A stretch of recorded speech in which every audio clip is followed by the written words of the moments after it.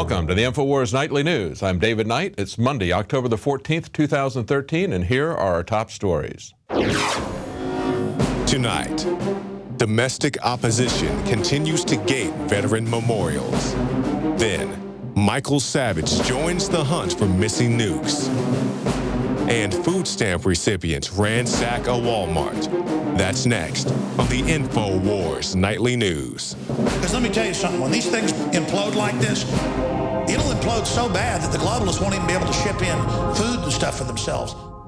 Well, it was just 5 weeks ago that Infowars broke the story of nukes being moved secretly at Dyess Air Force Base. Now, these were nukes that were not supposed to be there, and we were told that they were going to South Carolina. Later, we found out that Lindsey Graham was fear-mongering about terrorist attacks, nuclear terrorist attacks in Charleston, South Carolina, and we learned that the number 2 missile commander was dismissed on that same day.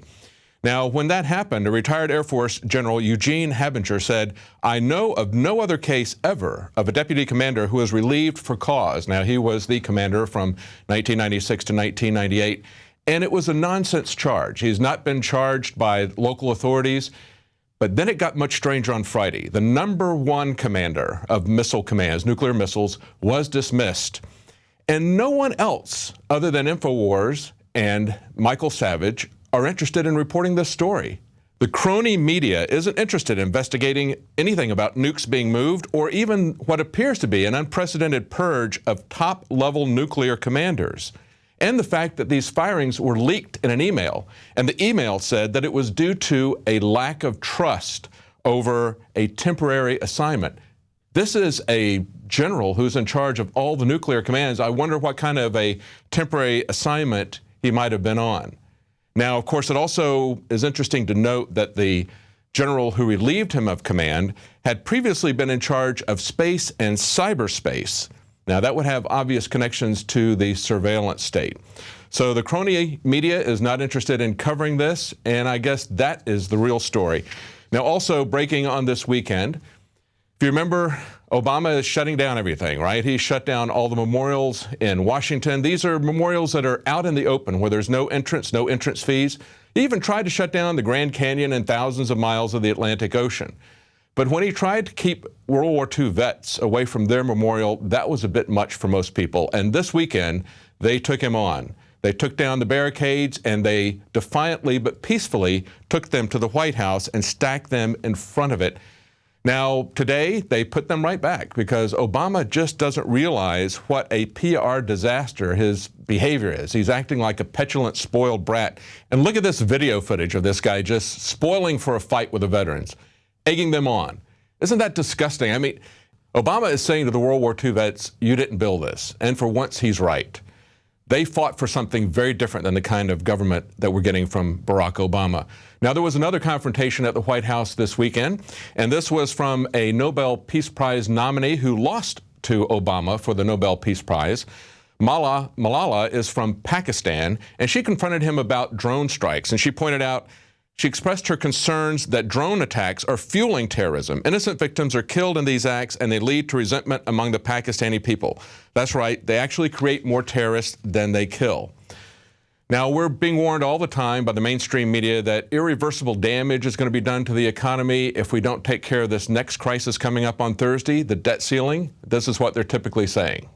The deadline for Congress to raise the government's limit is 3 days away. Treasury Department officials are warning that if lawmakers do not reach an agreement by Thursday, the government will default on its debt for what is the first time ever with an asterisk. And I say with an asterisk because after the War of 1812, it happened for a brief time. And then back in 1979, because of a sort of technical glitch, it happened again very briefly because Congress delayed raising the debt ceiling. Anyway, this would potentially cause irreversible damage to our economy. An Infowars article points out it's a much bigger asterisk than Shepard Smith said. The U.S. has repeatedly defaulted on debts. It's not just at the War of 1812. It was the Revolutionary War. It was also around the Civil War on greenbacks, Liberty bonds in 1934. And China is alleging that the U.S. has already defaulted by weakening the dollar.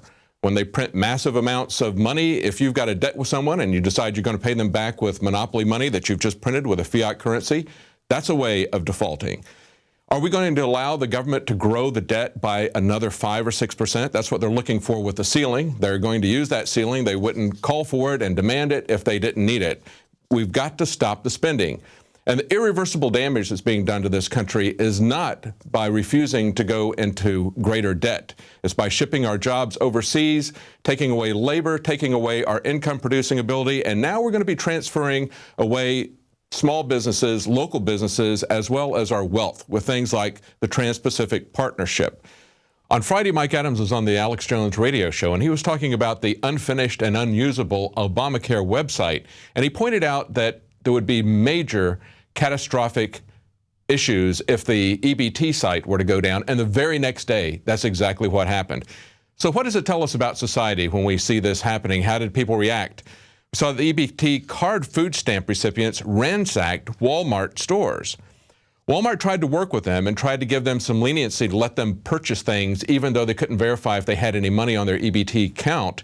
And the story goes on to report that one woman who racked up $700 worth of groceries had only 49 cents on her card. And when the database came back online and card purchase limits were suddenly restored, the card holders abandoned their full carts and just walked away. That's why you should be concerned about the kind of fragile infrastructure we have and the kind of moral conditions that we have here in America.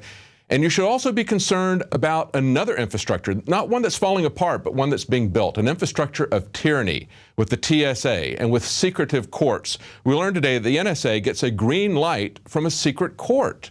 This is their own court. DNI Clapper has decided to declassify a court decision and disclosed publicly that the government filed an application with the FISA court seeking renewal of the authority to collect telephony metadata in bulk, and that the court renewed that authority. Well, isn't that nice? We've had the pretense that courts can change the Constitution. Now we have the pretense that secret courts can change the Constitution without any argument, without any debate, without the public even knowing what is in these court decisions. Take a look at this decision here. It shows, first of all, notice that we've got about 15 lines blacked out describing who and where they're going to be getting tangible things from. And then look at the top and bottom of every page. It says top secret. There is no reason for any court in America to have a top secret decision.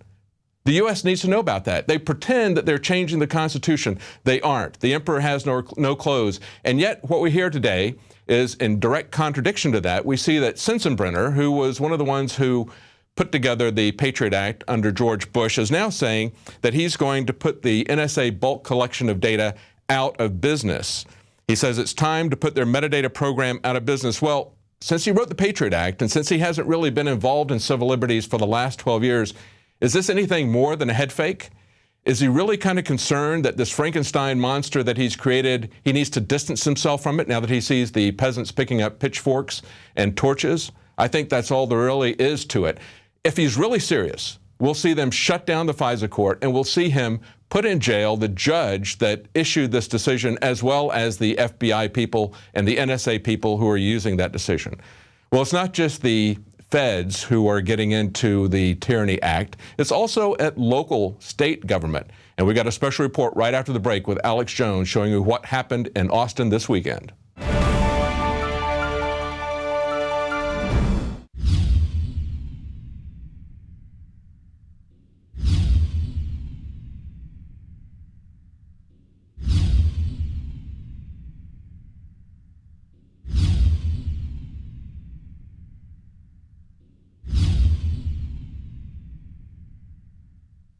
Why is nascent iodine so important? Nascent iodine is so important because it goes directly to the thyroid. It's not bonded to a salt, which means it doesn't have to be broken down, and it's the most usable form. It's what the body uses. It's what the body is designed to use. If you have low energy levels, if you have pains, if you have thyroid problems, if you don't feel up to par, well, they've proven now that the fluoride and a lack of iodine causes a decreased IQ, because you have all this stuff that builds up inside your system and builds up and builds up.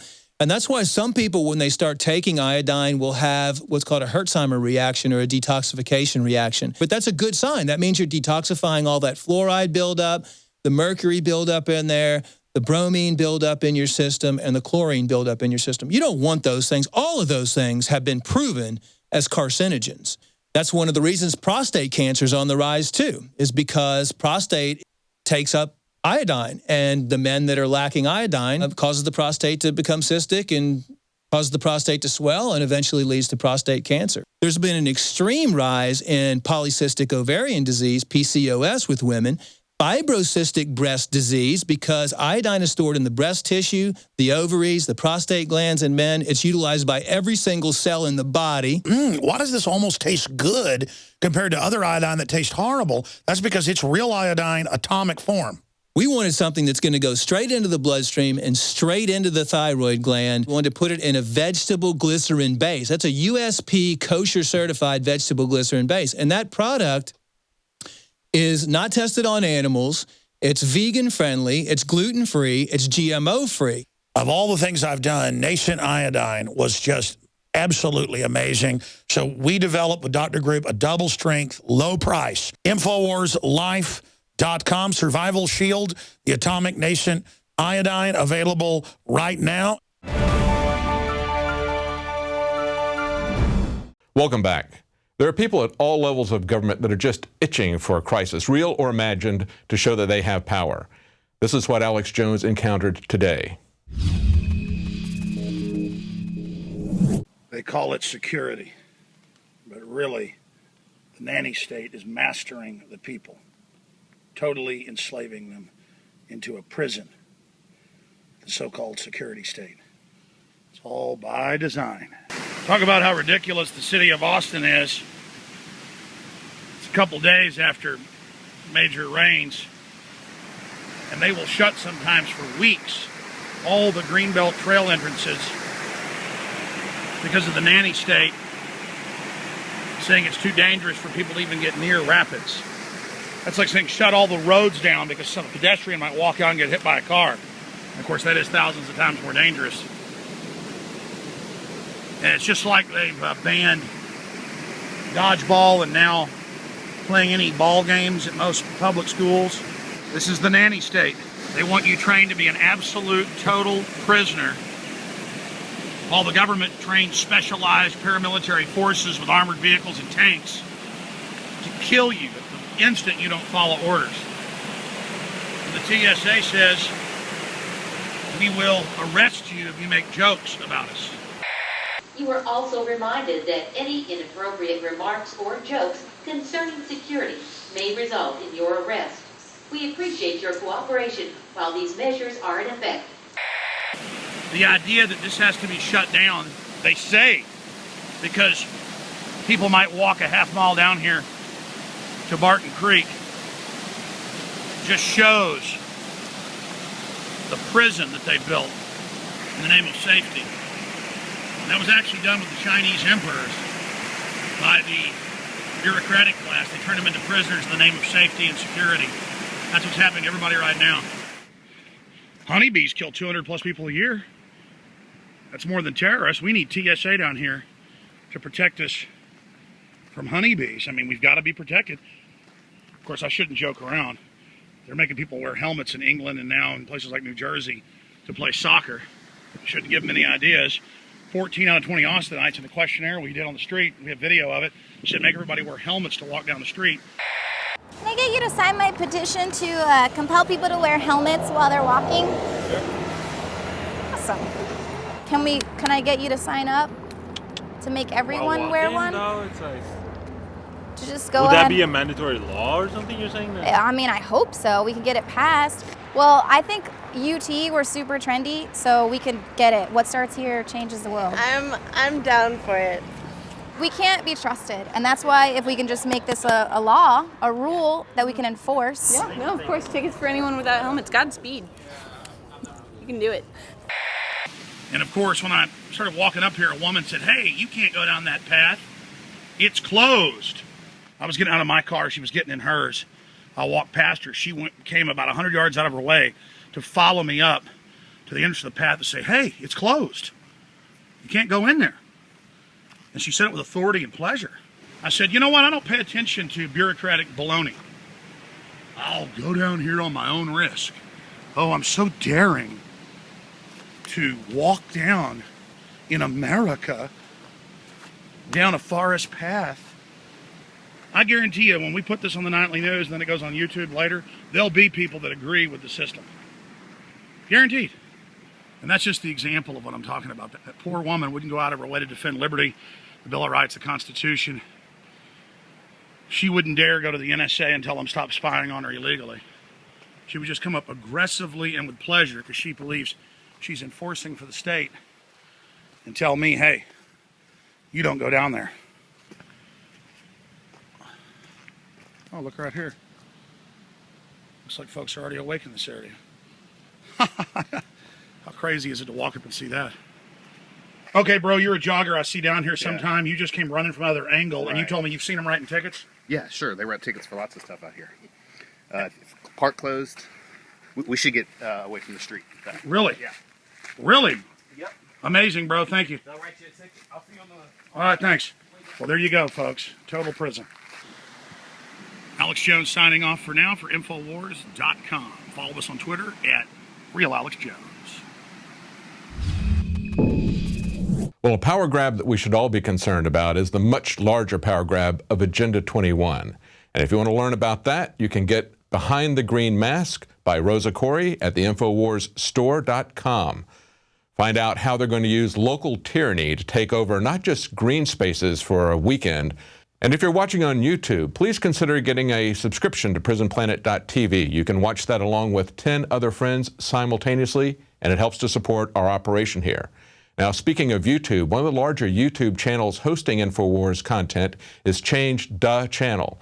That's Ken Webb, and he's got Obama Deception, has about 13 million views on that channel. Jakari Jackson's going to be interviewing him after the break, and he's going to be talking to him about a new narrative, dramatic narrative series that he's putting on his YouTube channel. Stay tuned.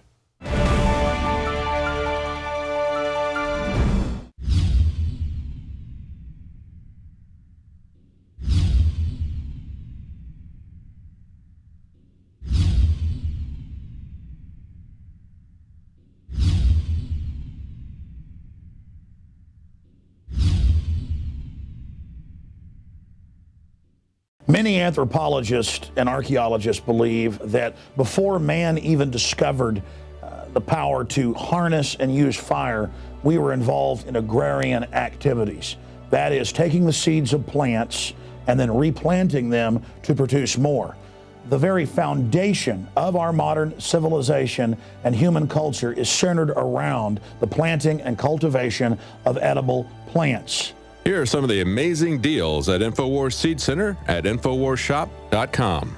The Survival Seed Vault by My Patriot Supply features only the finest survival heirloom seeds for a robust and hardy garden, even in the toughest times. We also have starter varieties of the deluxe seed packages for fruit, salads, salsa, peppers, medical herbs, and more.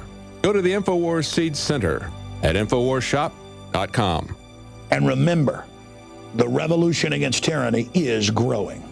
Introducing Pro One. All of your filtration in one system, portable, on the go. No more do you have 2 or 3 filters to just reduce sodium fluoride. You have a system that cuts out the sodium fluoride and up to 95% of hydrofluorosilicic acid. Advanced manufacturing technology combines silver-impregnated white ceramic with new Aquamedics advanced media for removal of fluoride and other heavy metals, all in one filter element. It is the only one that does it, and out of the gates, we have it discounted at 10% off with promo code WATER. This is the only system that in one unit helps reduce or remove pesticides, herbicides, chloramines, ammonia, and chlorine, hydrofluorosilicic acid, the most common form of fluoride not covered by other fluoride filter brands, and sodium hexafluorosilicate. Get your Pro Pure with the new Pro One filter today at InfoWarsStore.com or by calling 888-253-3139.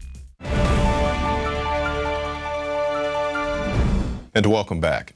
Our guest tonight is Ken Webb. He is a political commentator and satirist. You can find him on YouTube as Change the Channel, that's DA Channel, and also on Truth Frequency Radio. He joins us now to talk about his most recent endeavors. All right, thanks for joining us, Kenneth.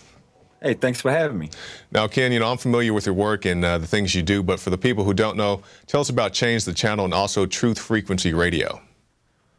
Truth Frequency Radio is a bunch of activists who turned radio talk show host, and a bunch of us were at another radio network, and we just all that just kind of folded. So we all went over the True Frequency. It's really awesome. A lot of different people, different styles, and everything. We also on Saturdays we have a roundtable discussion where a bunch of us to get together on Saturday nights from 10 to 12 and talk about things that are going on. My show is from 7 to 8 p.m. Eastern time, and I take a lot of things from YouTube that I do over on YouTube, and I will put it into radio. Also, like I'll do a weekly list. I'll dig from the hat sometimes, pick out topics to talk about. I'll do rants, breakdowns, little mini documentaries in there. So I try to take everything from the visual to the audio out there. Over on Change the Channel, I've been doing that for about 8 years now, and trying to do different styles of videos to present the information. And tell us, Ken, because I noticed you have some new additions where you constantly change your flow and your style, but tell us about some of the more recent additions you've added to your repertoire. The newest one is Monologue with the Revolutionary. It's a fictional monologue set in the future about the revolution to come, as told by a revolutionary living in a new world order. And it goes on. I did 2 episodes of that. It's really good because it's fictional, and I like changing it up and presenting information in this format also, because it's, a lot of the fiction's based on reality. In the story, we'll learn about the future. As the story continues, you'll learn more and more about it, because they've just got 2 episodes up now, and they're about 2 minutes each, and about what led up to all of this. So you'll learn as it goes along what led up to the point that the character's at, what happened during the armed revolt of 2020, which was it was talked about in the 2nd episode, which we pretty much know that was all squashed, and what happened to his family and his home, all the while showing what's happening at the present, with the struggle, what things are like, how people live, under what conditions, how the revolt is rebuilding basically from scratch after the 2020 revolt, tactics and technologies, excuse me, being used, which I really like as, being the writer of something like this, is thinking about what tactics that would be employed after an armed revolt had been squashed. Information would be golden, how they would organize in such conditions, what their next move would be, because it's, what we do now basically in the information war. So it's a good comparison from the future in fiction to what we're doing now. I mean, we don't have an armed revolt, but the information war is where it is now, but they're kind of forced into no other options at this time. So I'm using a lot of reality in the work of fiction. That's exactly what it is, because we see every day the parallels between fiction and the real world get less and less. We think about 1984, we think about Brave New World, and all these other things going on. So let's talk about some real world issues right now with this current government shutdown. What are your views on that? I'm really wondering if this is this when they're going to make their move. I mean, because I think about it futuristically as what will affect if we default on the 17th. What would happen if they allowed that to happen? Because the powers that be, the puppet masters out there, they could use any of these situations to go take it to the next level. If we default, and let's say people start not receiving their Social Security or veterans benefits or anything like that, people can't go to the grocery store. I mean, I told my mom, I was like, I hope you got some money set back just in case. I'm not saying anything's going to happen. They'll probably come through with a quick fix, and this thing will drag on and on. But there's the other option that they want to do that, because what would happen? People start rioting, raids on the stores at some point, and then they would be able to crack down a lot more. Martial law. Right. So it's a possibility. I don't know. I kind of go back and forth. I'm not good at predictions, really, but I think that this could be an opportunity for them to do a lot of things if they wanted to, or allow through, you know, like the furloughed workers, something to happen like some kind of false flag attack of some sorts. And we definitely don't want to see that. But something that's not a prediction, we see all these veterans not being allowed to go to their own memorials, things that they built with their own blood, sweat, and tears. And it's just very sickening, in my opinion. You know, these guys go to their own memorial. You can't even get in. They got it taped off or roped off. And your thoughts on that? That's horrible. Then it's just a telltale sign that they don't care. They do not care about us. They don't care about veterans. And you know how they always, every time they're talking about it, the brave men and women and all this stuff, and they'll drape themselves with soldiers behind them. They'll bring them to the football games and, you know, have the kids run out on the field and hug them and all that. And they set all of that up, and then what do they do to them? I mean, look how many homeless veterans that there are out there, the percentage of homeless people that are actually veterans, and that's been for decades and decades, that's been the case. They don't take care of them. They just use the same thing as us. It's sad. I was glad the first day when they just, you know, busted through the barriers and went on, but now the reports are they're just like, they're spending more money on the police there, police presence and all of that, and protecting in that manner than they needed when they just left it open. I mean, it's exactly right. Now, Ken, our time is short, so tell us about, just give us an encouraging word for any activists out there, any commentators out there who may want to get started in the line of work that you do. You just gotta have an idea, get the information, research it, and spread it around in any way that you can. Just come up with the idea. If it's nothing but, I mean, if it's something like making flyers and posting them around with some information on it, and coming up with different ways and different, you know, means to get people to wake up. Because a lot of times people have to learn things for themselves. So a lot of times you could just put up a flyer with just a email address to some declassified government documents that are out there that if people would actually take the time to read, they would know that this whole thing is just insane. But as long as, and a word of encouragement also is a lot of people want instant gratification in this war, like the war and the battle that we're in.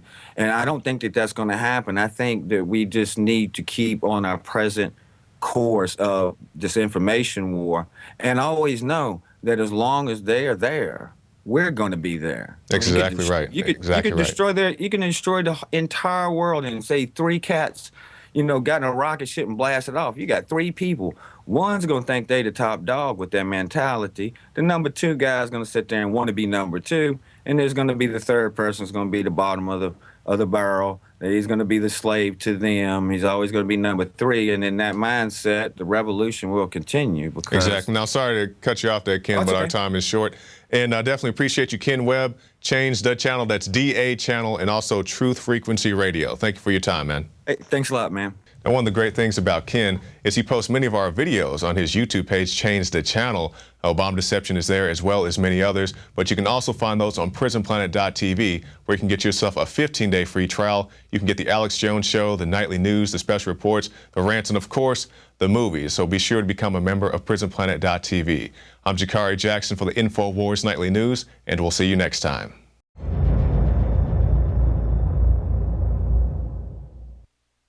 Now you can watch the Alex Jones Show live as it happens at Infowars.com/show. You'll find links to all of our content there and a free 15-day trial for Prison Planet TV. More than 60 movies and documentaries all in one place at Infowars.com/show.